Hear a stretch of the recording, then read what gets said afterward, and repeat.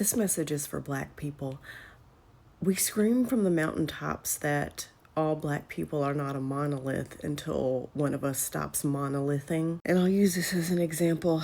I was amongst a bunch of people and I shared my Jewish conversion journey. And one of the Black women in the group got really defensive and she got really annoyed. And she goes, yeah, you should totally come to my church because we're going to have a Black History Month sermon because a lot of Black people have forgotten their identity. And I said, yeah, I realize that because there's a lot of Black people who are still Christians, even though that religion was used to make us believe that slavery is okay. We don't want white people to treat us like we're all the same. But then we have an expectation within our own people that we're all the same. Not all Black people are Christian. Not all Black people have a religion. Okay? And let's throw Beyonce into the mix. A lot of Black people didn't like Cowboy Carter because they're like, I don't like that mess. I don't like country music. Well, we invented it. And I'm going to go ahead and be honest with you. And unfortunately, a lot of times in our own community, honesty is not allowed. We have to pretend like everything is okay all the time. And I really hate that for us. Questioning each other's Blackness. We think it's some cool, fun joke.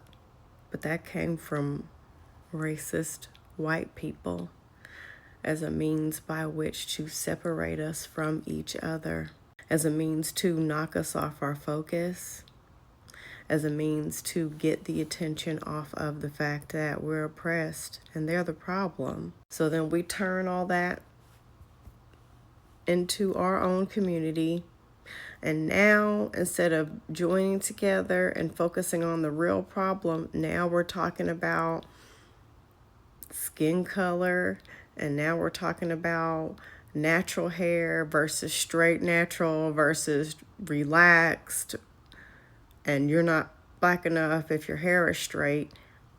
And if it's straight natural, it's not really natural. And now we're having discussions about music.